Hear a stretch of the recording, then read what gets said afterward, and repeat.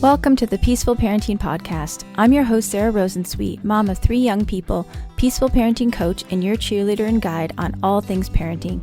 Each week, we'll cover the tools, strategies, and support you need to end the yelling and power struggles and encourage your kids to listen and cooperate so that you can enjoy your family time. I'm happy to say we have a great relationship with our 3 kids. The teen years have been easy and joyful, not because we're special unicorns, but because my kids were raised with peaceful parenting. I've also helped so many parents just like you stop struggling and enjoy their kids again. I'm excited to be here with you today and bring you the insight and information you need to make your parenting journey a little more peaceful. Let's dive into this week's conversation. Hey y'all, welcome back to another episode of the Peaceful Parenting Podcast. I am so excited to have my friend Sonali Vongchusiri here with us today, all the way from Thailand, where she lives. And I'm going to introduce you to her in a second, but we are going to be talking about difference. And Sonali's going to explain a little bit more about that to you, but we're going to be talking about her life experience growing up different. And some of you may have children who are different or who feel different. And we really want this to be for you to use Sonali's experience and her life as a way to understand and support your children better. So welcome. Hi, back Sarah. to the Thank you for podcast, having Sonali. me. So tell us a little bit about who you are and what you do. I am a parenting mentor, and I support parents who have kids who feel different, and we're the parents, they feel different as well. I am legally blind and have albinism, and my work is based around my own experiences where the parenting methodologies just didn't work in my home the way the experts said that they did. And that had to do with a lot of different things. It pulled back to meeting needs and noticing what needs were at play for both my kids and myself. And once I figured that out for me, I felt it in my heart and to support parents. So that's what I do. I support parents who sensitive parents who have strong-willed kids. And you have 3 kids yourself. I live in Bangkok. I grew up in the US, but I've been here for 17 years. Yeah. Wow. I just came and I never left. How's your Thai? It must be hard to learn a language like that. I speak enough Thai to get by and have conversations. I call it like taxi Thai, but I think it's a bit better than taxi Thai after 17 years because I can get by. I can have the conversations. I can navigate pretty well. And I think I picked a lot up because at first when I moved to Thailand, I was working in an office. And so I picked a lot up that way. Like my Thai colleagues taught me how to order lunch and it taught me different things. And it was fun for them and fun for me. And then I also learned a lot of like after having kids, it's like, okay, how do you ask for this? And how do you talk about that? And ask for different things at the store and at the market. And so so I'd say my Thai is pretty solid after 17 years. Yeah. Nice. Well, if I remember, I will wow you with my one word of Thai at the end of the podcast. I'm excited. Okay. All right. So you were raised to believe that you did not have any difference, at least for the first however many years of your life.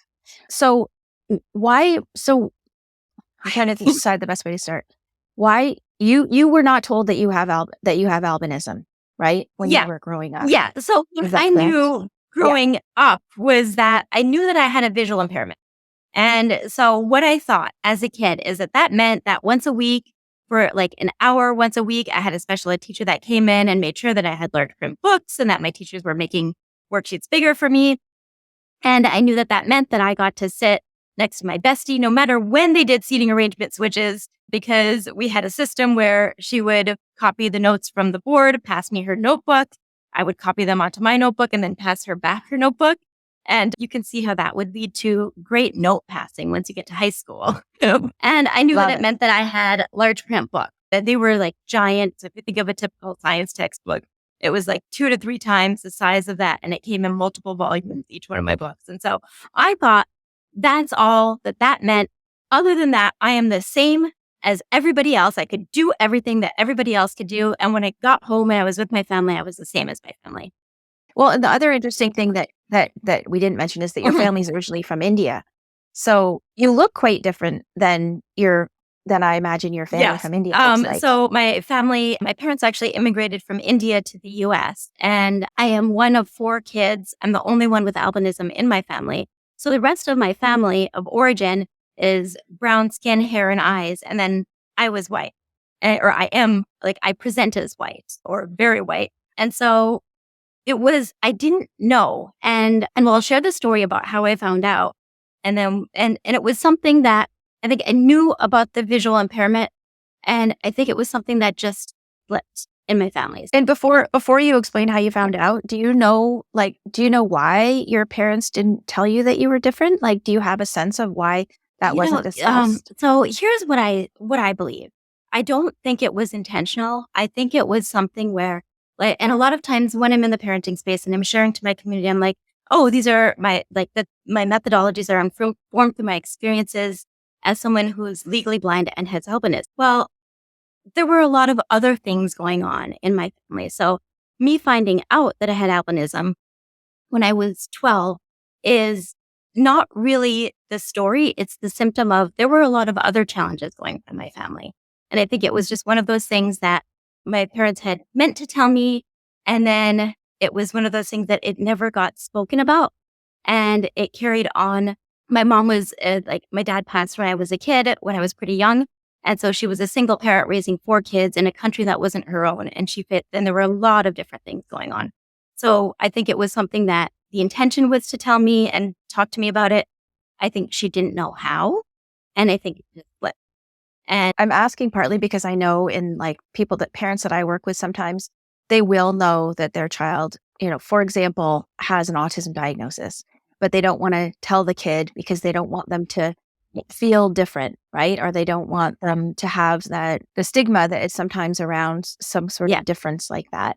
So I guess I'm really liking this conversation because it sounds like your mom was really well meaning. It wasn't like she was trying to hold this from you, even though some people actually do that because they don't want their child to feel I think it was twofold. I do think there were a lot of other things going on. And I think it's one of those things where it is such a different, I think it's very understandable how a parent wants their child to feel like they're the same, because the underlying need that we're trying to ping for a child is that they belong. And so I think my mom wanted me to feel like I belonged. And so here there is this difference about me. Well, I wasn't raising any questions about it because for me, it was my normal. And so it was like, okay, well, then we're okay. Then she feels like she belongs. And I do think there has been a lot of shame in my family around those things. I have worked through a lot of shame, and there's, of course, more for me to work through. But I think it was a bit of both. So I think I think the intention, I think even when parents don't bring up the diagnosis for a child, they want to. There's a part of them that wants to, and there's a part of them that just doesn't know how, and to communicate to their child that they still belong. So I'm hoping that that's some of the things that we can get to in our conversation today as well. Yeah. And so for me, I remember this day. I was in 6th grade. I was 12 years old. My special ed teacher, who came once a week for an hour, she came that day. But this time she came after school. And so I remember being in the empty classroom with her. It was just her and me. And she said to me, I brought an article for you to read. Go turn on your CCTV. And the CCTV is a machine that I had where you could put a piece of paper or a book underneath a camera and it would magnify it onto a computer screen so that I could read it. So I took this article, and it may get dry mouths or different things as I share, because it says that it's a story that I've known and I've shared privately, but I haven't shared all of it publicly. Well, I feel honored that you're sharing it with us. So thank you. Thank you for being this space where I can share it. So I turned on the CCTV and I started to read the article, and I felt everything inside of me stop, like blood just drained from my body and my body throbbing, because it was an article about a person with albinism. And it was about, in so many ways, it was me. And I remember her asking me, have you heard this word before? And I probably wasn't able to speak. I probably just shook my head no. And I remember that moment and it hitting. And it felt like in that moment, it was like nothing in my world had changed. And yet everything had changed. And I went home. I remember going home. I went down to the basement where my mom's office was. And I remember the blue chairs there. And I remember telling her that I knew, I knew and that I found out. And I remember her shock and surprise and anger. And then she settled that pretty quick. And then she went to her desk and she opened her desk and she took out this folder. And inside were pamphlets and articles about albinism. And her intent was to soothe me, to let me know, oh, here's some information about you, about your condition, about albinism. And there was, in particular, I remember my brother had written a biology report about what it's like to have a sibling with albinism. And it did not soothe me. What it left me feeling like was really raw. And like everybody else knew this thing about me. And at that time, like that, from the shame point of view, it felt like everybody else knew this thing about me that I didn't know. It felt like I was walking around in the world naked and I was the only one that didn't know. And honestly, like being 12, there's so much of that feeling anyhow for any 12-year-old, right? I mean, I think one of your kids is around that age right now. And there's so much when you're 12, 13 where belonging and trying to be the same as everybody else, those are two different things, I guess. But that's so important. It is so important at that age of like finding your community, feeling like you belong. And so that was how I found out. And it was really interesting. Like now looking back as an adult, it's like, oh, I remember going to school the next day and Sarah, I was so dissociated from my own body that even though kids were saying these words to me, I literally couldn't hear them. It was like the next day on the playground, I was like, oh, that's what they're saying. Like I heard albino, whitey, Casper, witch, like the different things and so on. And I was like, I just couldn't hear them before that time because I was disconnected from who I truly was. Yeah. And remembering that I'm a person of color with no color. So I was in a family of, like everybody else was brown and I just didn't question it because it was my normal. But I felt it all. And I think that was the part, like I felt it. Even though I was told I was the same, and had that impression given to me, I felt it. I felt it when people asked questions. I felt it when people looked and stared. I felt it like when adults would ask the questions as well as the kids. And it hurts. And I didn't know what it was. And so I had internalized. And so I remember like after I found out, it was like there were two versions of me. Outside me was really soft-spoken and nice. And overnight, like literally after finding out, I turned into a straight A student because I think what I had as a sense of self had collapsed. And then the inside version of me, I felt really alone. I felt lost. I felt angry. I had no self-esteem. And I could a compliment like nobody else. I let nothing in. And that's how I had, like, it wasn't a moment where I was like, okay, I have albinism. I didn't want to have anything to do with the albinism community. I didn't want to talk to anybody who had albinism. I didn't want to learn about it. It felt like, for me, I had internalized that sense of shame. And so it was like, and that lasted into adulthood. So it was when having albinism and a disability, I could use it as a positive. I did. So when it meant my friends and I in high school got to go to the black room of the library during study hall, and we got this free pass to go and to help me, which was really us chatting really loud. And we had this really fun relationship with the librarian. She would come in. I still remember her eyes would be really big. And she's like, you guys need to be quiet. And she also would laugh half the time by the time we got to be seniors because she knew we weren't, studying back there. We were doing a bit of studying, but we were also laughing and talking and having a good time. And it was like positives in when it allowed me to get scholarships for college. I had an incredible internship with the Department of Defense. Like I had these opportunities. So then it was positive. And I also distinctly remember how I would brush it off when I thought it could be viewed as a negative. So I had a whole spiel when I went for job interviews. I was like, oh yeah, I'm visually impaired and have albinism. And notice I didn't say legally blind. I said visually impaired. And I was like, oh, but it means nothing other than I need a CCTV, which I already have, and a computer program that allows me to make things big and invert the colors. And so in a way I was telling them, look, you can check the disability box, but but I don't have any other needs. Well, I won't inconvenience you. I have no ongoing needs, just these couple things and everything else is fine. But I would overcompensate and I would work till 3 a.m. And it wasn't until I got to parenting where the jig was really up. And when I got to be a parent that I felt like, oh, this is something I'm going to need to deal with, because I could no longer work the 3 a.m. night. When my kids were born, it was really interesting to me, because what I had thought before having my first was that, oh, my genes are recessive. All my genes for pigmentation and color are recessive, and my kids will have their father's pigmentation. Well, their dad is of Chinese origin. And when they were born with all of them. I don't know how this happened, but they have brown skin, hair, and eyes.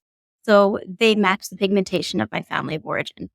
And I was like, oh, this is interesting. And it hit me.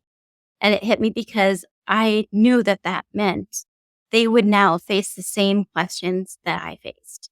And what I didn't want for them is to have the crippling fear that I had about being asked anything about who I was or why I looked the way that I did. And I didn't. You mean when you said that they would be asked the same questions that you were, you mean like, why are you brown when your mom's white? Like that kind of thing? Or why don't you look Chinese like your dad? Why are you brown and your mom's white? Yeah. And why don't you look like, why do you not look like your parent? And questions about also like, so my kids answer these questions now, and I'm really proud of the way that they answer them. But I didn't have the skill set, because up until that point, I just hid from those questions, and I hoped that nobody would ask me those questions. And I also didn't want them to, when people ask them questions, I'm like, they are going to get these questions. They're going to get questions about, why does your mom squint? Why does your mom hold things so close to her face when she reads? And those types of questions as well. And I didn't want them to feel like when somebody asked them those questions, why is your mom white and you're brown, that to internalize something that they didn't belong, that the difference meant that they didn't belong, that they didn't. And so that was when I was like, okay, I'm going to have to do something different. And I also noticed I couldn't parent in the same way that others did. So I'd look around and I would wonder and question, why can other people go to the grocery store and come home and cook a meal and, have one-on-one time with each kid? And I go to the grocery store and come home and I need a nap. And it took me a long time to realize, oh, it's because, one, I'm in Thailand and it's really hot and my body doesn't regulate heat or sun. So it's not, that was exhausting for me. And then going to the store where there are bright lights and a lot of moving pieces, and I'm trying to find the things in the store and navigate the aisles. That is a whole thing for me. And then also keep track of my kids. I had like running in my head, 1, 2, 3, 1, 2, where's 3? Okay, there's 3. And so by the time I would get home from the grocery store, I was exhausted and overwhelmed, and I couldn't do the things in the same way that others could. And so that was when I was like, okay, Sonali, you're going to need to find your own way. And I remember this distinct moment when I was holding my middle son. He was 2. We were in the park, and he was pointing up and he said, like, look, there's a bird. And I was like, yes, that's a bird. That was my outside voice. Me said, yes, that's a bird. Well, inside voice said, what are you doing, Sonali? You have no idea if that's a bird or a squirrel or a leaf or whatever he's pointing at. This is misinformation happening here. Well, my intent in that moment, like the reason I was doing that was because I was using that parenting strategy. I was like, okay, mirror, yes, that's a bird. But actually what I was wanting, the underlying need for me was connection, to be able to connect with him in that moment. And now what that looks like in our home is we were visiting my mom over December, and at her home, my kids saw a wasp and they were like, oh, this is a new thing for them. And so my middle son, I remember he was a bit concerned. I was sitting outside and enjoying the crisp air, which was amazing. And he comes out and he's like, Mom, he wanted to sit next to me. He's like, Mom, do you see a wasp up here? And I was like, I don't see a wasp, but also I don't see. And he and I laugh. He looks at me, he cracks a smile and laughs. And I look at him and we laugh about it. And then he decided if he wanted to come sit down. That was at your own risk kind of moment. And doing things like that to acknowledge the differences. So, yeah. One thing I wanted to just sort of talk about clearly is the difference between belonging and being the same, because I think that's a really important part of the conversation. Maybe just do you want to share your thoughts on that? I mean, do you agree with me that those are very different things? I think sometimes we think we need to be the same to belong. And I think through my experiences, I'm like, oh, those are two very different things. Being the same, and actually belonging, true belonging, I think comes from acknowledging those spaces where we are different and being able to connect in those differences. So, and I think that's something that all of our kids need. We need as adults. We as parents need. I think sometimes we as parents feel it, right? When we're like, oh, why is this working in everybody else's home, but not mine? We're like, why am I not the same? And then we feel like we're standing on the outside looking in at everybody else's experience. And our kids feel it when they're like, why does everybody else seem to be able to just go about their day and their emotions don't overwhelm them? And they internalize what's wrong with me instead of, oh, this is something that's different about me and it's okay. So that's something that, because I knew my kids were going to have those questions, I worked really actively. I wanted them to have a different experience than me. And so I taught them, we talked about it ever since they were young. I remember my daughter, when she was potty training, her sitting on the toilet singing, and this is ironic, she's singing Let It Go. and she looks up at me and she's like, Mom, you look like Elsa. And I thought to myself, okay, this is my moment. And I was like, no, girl, Elsa looks like me. And we had running jokes about how Elsa had albinism. and that became, our joke. And then now she's 7, she's able to say to somebody, I'll ask her, what would you say if somebody says, why are you brown and I'm white? And she's like, you have albinism and I have piglet. Which was hilarious. And through these acknowledgments, or we had a moment where I realized that sighted people can't see in the dark. I didn't know that. I thought everybody could see in the dark. Can you see in the dark, Sarah? Yeah. No, can you see in the dark? So it was this moment where I had a conversation with other people with albinism, and they're like, do your spouses kind of weird out when you walk around in the dark? And it's like, wait a minute. And then I went to my kids and I was like, guys, you know how I get annoyed when you turn on the light in the middle of the night? Is that because you can't see in the dark?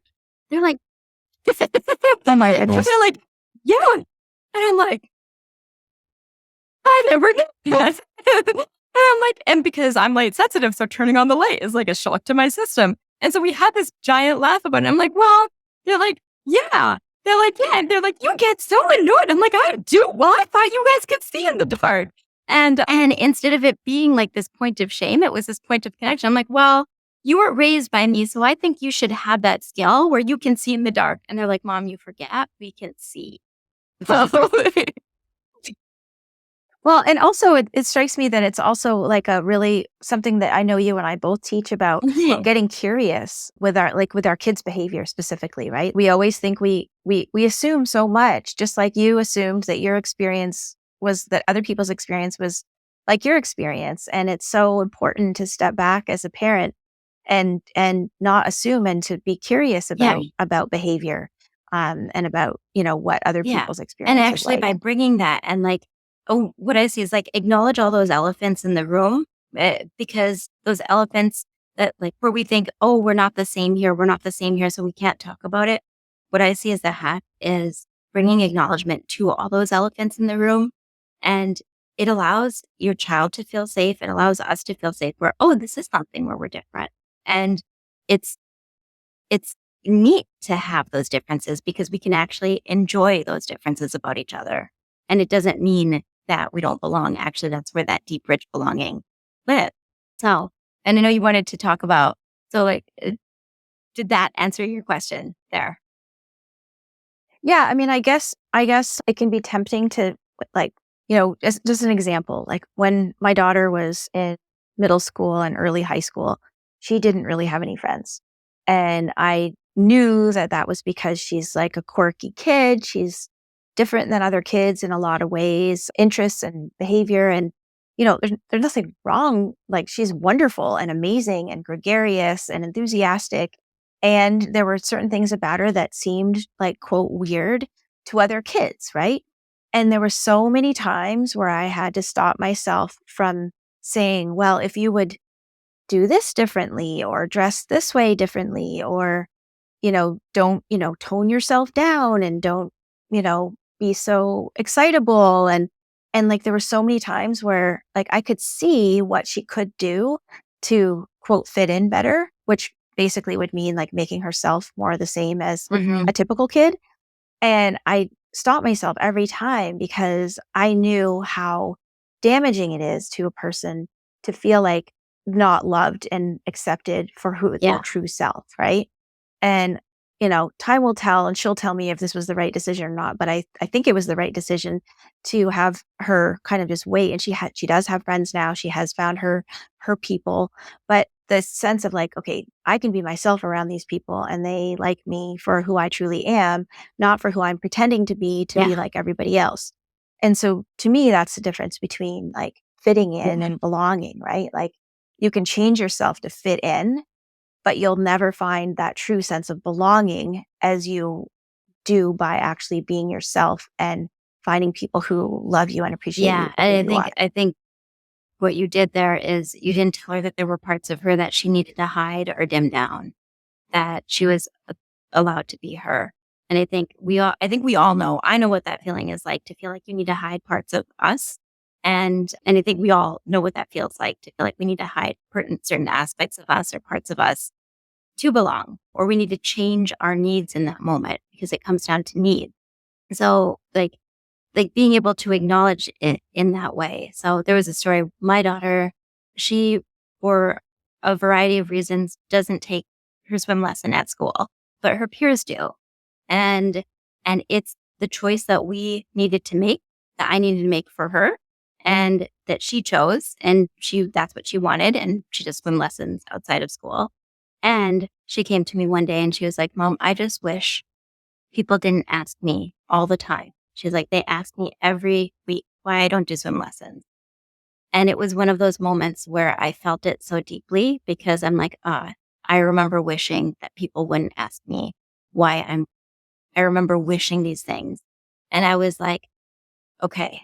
And I think this is where, instead of trying to live in an ideal world or a fantasy world, and which is what I lived in for so long, it was like I was living in a whole parallel fantasy world that wasn't my reality. And it took me a lot to be able to say, okay, this is the body that I'm in. This is the body that I've got.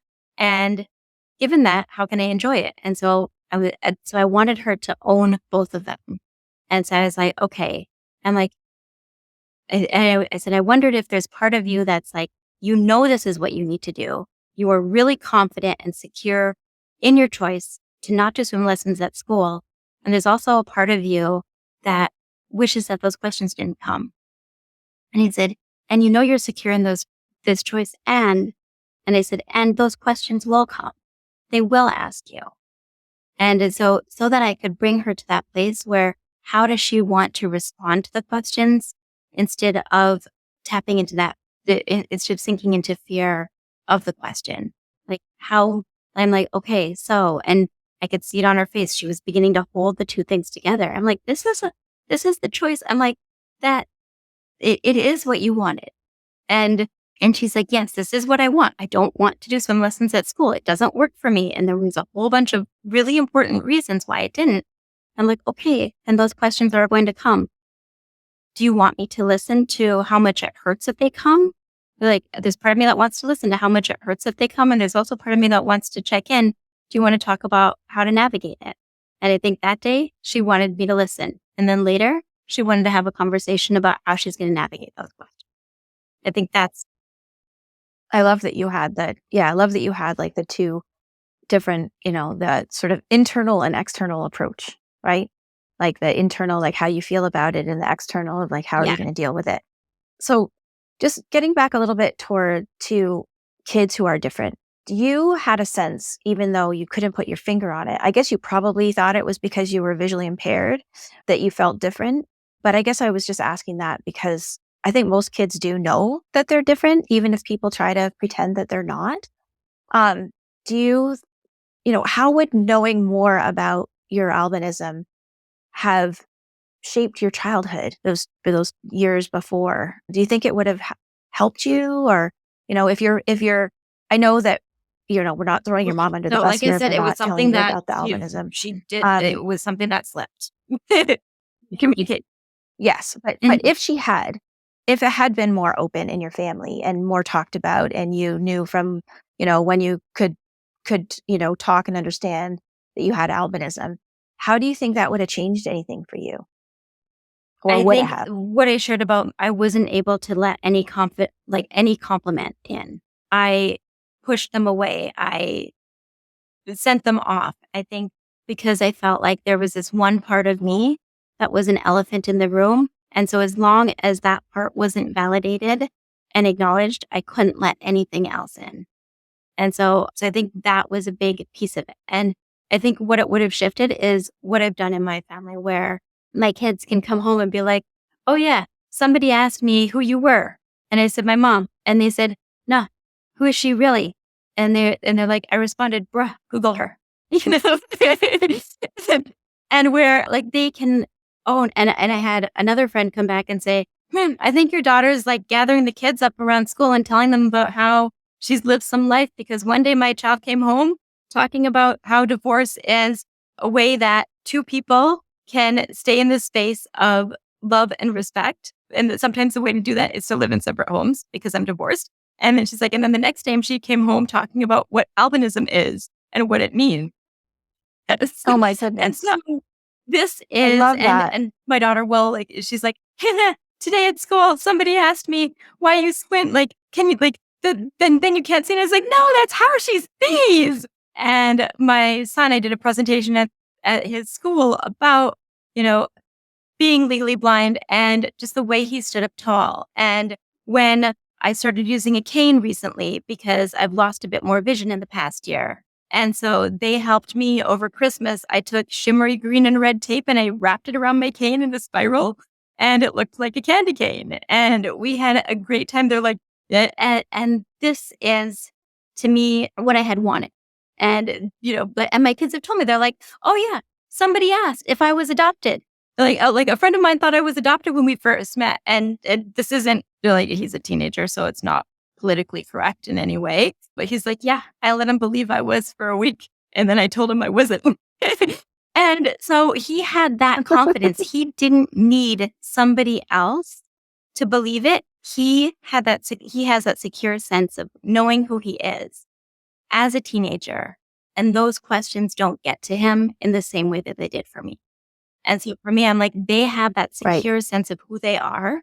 We can joke about these things. And also it's built in a deep sense of empathy for them by being able to talk about these things and acknowledge it. And for us to be able to see the differences and it not being this space of shame. And I think they're really aware of their needs. They get really aware of my needs as well, which is really interesting. We were buying markers a couple of weeks ago, and there was a thin set and a thick set. And to me, they looked the same. And I was like, guys, I don't want to buy two sets of markers that we're not going to know which one is the thin one and the thick one. And my kids looked a bit puzzled. And then one of my kids said, Mom, and they opened up the pack and they're like, Mom, feel this cap. And I'm like, yeah. And they're like, the thin one, see? And I'm like, yeah, it's smooth. They're like, okay. And they opened up the other set. Mom, feel this cap. I'm like, there's ridges. They're like, we can see those. So we've got this. And it's like, it's those things where I think that would have been the difference for me. And I think it allowed me to get really clear and deliberate in what I speak to my kids about, and making it part of an everyday, like it's an all the time conversation that can be talked about whenever. And so there's no charge on it. Pretending something that, okay, this is what I'm thinking. Pretending there's no difference when there is difference, I think is what causes the shame, right? Nobody's talking about this. There must be something wrong with it. Otherwise, people would be talking about it. And when we can accept / embrace difference, that's where belonging comes. And so like for my kids who, like, let's say, I'm working with somebody and their child has a lot of intense feelings, or they're like, they might aggress or lash out and the parent doesn't understand. Going to the child and saying, hey, does it feel like there are a lot of times where I don't get how hard you're working to navigate what's going on? Or is it like when something goes wrong, it feels like feels like the world is kind of crashing down. And that's an understandable feeling. And letting them know that, oh yeah, isn't that interesting how you can start small with kids, but letting them know that, oh, it's understandable how they feel. And they, instead of, no, feel the same, being like, oh yeah, sometimes we all know what it feels like to feel different. I think you know what it feels like. Right, Sarah? Yeah. So we all know that feeling. And it's a common feeling. We just don't talk about it. So bringing them that type of language, like, oh, does it sometimes feel is it sometimes like I don't get how hard you're trying? Or like my daughter came home today and she didn't do well on a test at school. She had a reading test. And I said to her, when you didn't do how you wanted, I'm like, you were so looking forward to that test to get to the next reading level. And is it like when you found out you didn't pass, like people didn't see how much work and effort you had put in? And she said, yeah. So it's like we're acknowledging those things that go unseen, that go misunderstood, that go unacknowledged, and bringing the acknowledgement and validation to those things. Love it. Is there anything that you want parents of kids who are different or feel different to know before, like that we haven't talked about, or that ways to support those kids, or what you wish parents knew who have kids who have differences or feel different? I think some of the things, like one of the things that I realized for myself, so I was all about that like I was in the club of I can do everything everybody else can do. And I think sometimes when we have a child that shows up differently, we really want them to be able to do all the things the same as their peers. And one of the things, and this is one of those that I even hesitate sharing it because I know it can sometimes, we want our kids to be able to do the same things as everybody else because we want them to know that they belong. We want them to fit in. We want them to have a successful, happy life. And one of the things that I realized is my reality is I can't do everything you can do. I'll never drive a car. I'll never fly a plane.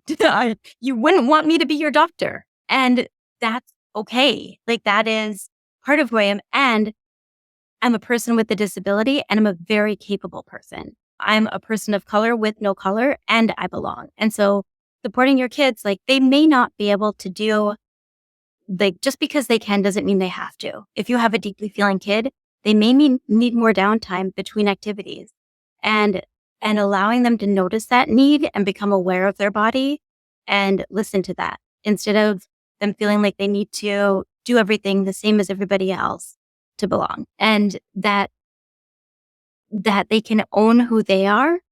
And it doesn't mean that they're, and that's how they can belong. And also that we as parents can own who we are. I think there's so much that we try. We look around, we look at what's working in our neighbor's home, and we think that should work in our home. And it doesn't. Each of our homes are unique. So that we can own who we are, and it doesn't need to be the same for us to belong. So I think that's the first thing. I think, yeah. And I think also bringing in a way, one of the things is acknowledge all those elephants in the room. Like anything that you notice, one of the things that I've done is anything I noticed I hesitated to talk about or I wanted to pretend like it wasn't there, to speak it, to just say it and see what happens. So like all those little things that you're like, ooh, I don't know if I should say this, to find a way to speak that in a way that brings that validation to your kid. Like, oh, does it feel like everybody around you is able to navigate their emotions? And you're like, what's going on? Why? Like mine feel really different.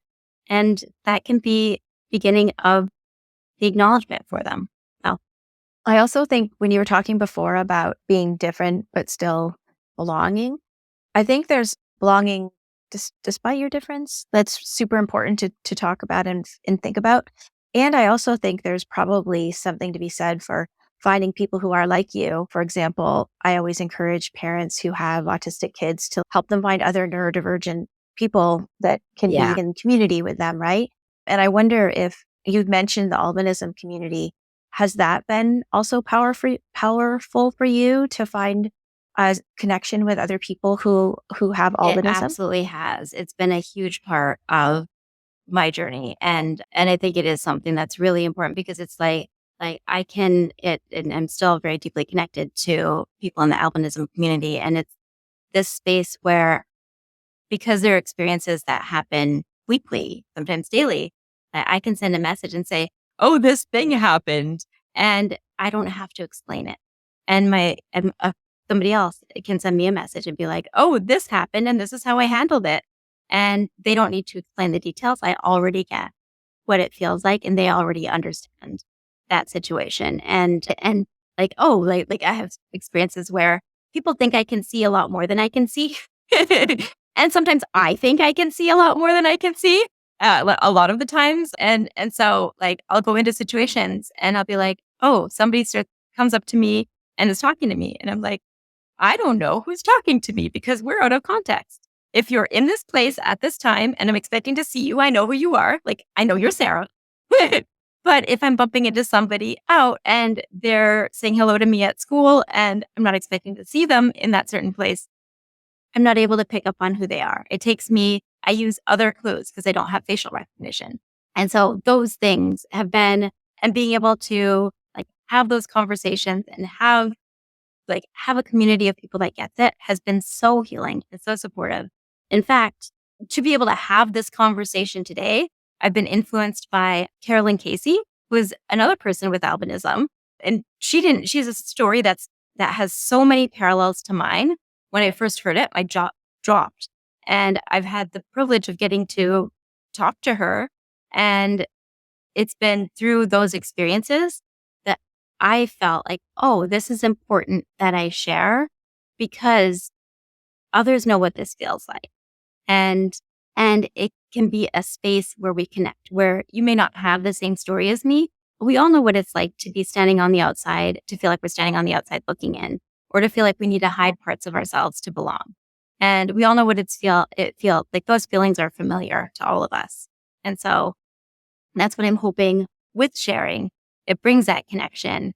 And yes, absolutely, having those spaces have been incredible for me to realize I'm not alone and others get it. I'm so glad you have that. I want to add one thing that I think about a lot with parenting, supporting parents. And I was talking to a client the other day about self-esteem, and she was worried that her daughter didn't have good self-esteem. I was thinking a lot about how self-esteem forms, right? And I think so much of how our children's self-esteem forms is a direct reflection of how we see them. You know, if we love them. I think it's L.R. Nost who says that a child should have at least one person who thinks the sun rises and sets on them. And so I think that's especially important for parents of kids who are different.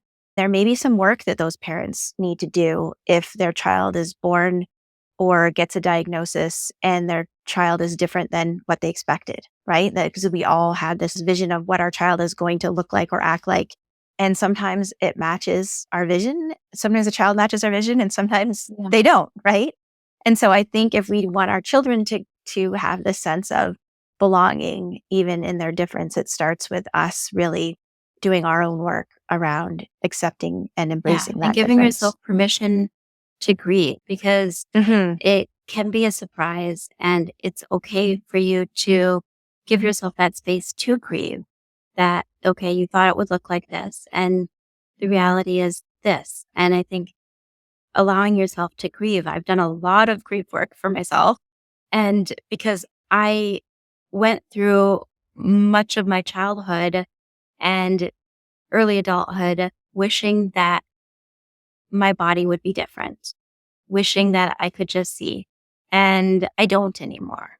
And it's not because it just magically changed. It's because I got to that point where I could grieve and process that grief and hold that space so that I could then say, okay, here's the body that I've got and I want to enjoy my life and I want to have fun and I want to have that sense of security and then bring that. So I really appreciate it. I'm so glad that you brought that up. I think there is something allowing ourselves to be able to acknowledge that difference and to feel safe with it.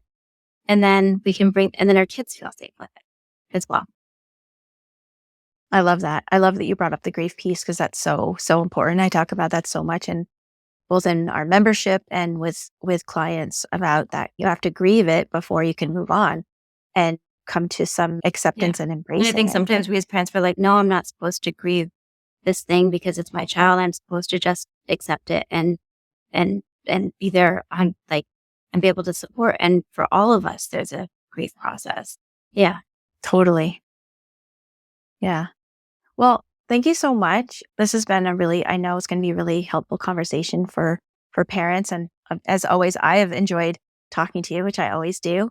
And since you've been on the podcast before, I know I've asked you this question, but I'm going to ask you again, and we'll have to see if you say the same thing or something different. But if you had a time machine and you could go back to your younger parent self, what advice would you give yourself? I think based on the conversation that we've had today, I would tell her that it is okay for her to be exactly where she is, and that it is okay for her to let herself be her. And that's interesting. I'm getting caught up on this question today. I think because we talked about so many different things, I would want her to know that her kids being her kids are going to hold such deep spaces for her to step into. And that through the path of parenting and because of her commitment to her kids, that she's going to find herself. I think that comes into the self-esteem thing. I think we can have self-esteem when we know who we are, and we allow ourselves to have an identity, and we allow ourselves to have needs. And that's what I would tell her, is that it's okay for her to have needs, and it's okay for her to do it differently, and that she can actually enjoy doing it differently. Thanks, Sonali. Thank you, Sarah. Where's the best place for people to go and find out more about you? You can find me at Forward Together Parenting, and I have on my webpage, I also have a Facebook group. It's called Raising Your Strong-Willed Child. And you can also download, I have a freebie. It's a tech guide. It's called Tackling Tech Troubles. And I actually brought this whole idea of bringing your needs and your child's needs together in that tech guide. Awesome. We'll link to that in the show notes for everyone. And thank you to everybody for being. Thanks, Sonali. Thanks for listening to this week's episode. I hope you found this conversation insightful and exactly what you needed in this moment. Be sure to subscribe to the show on your favorite podcast platform and leave us a rating and review on Apple Podcasts. Remember that I'm rooting for you. I see you out there showing up for your kids and doing the best you can. Sending hugs over the airwaves today. Hang in there. You've got this.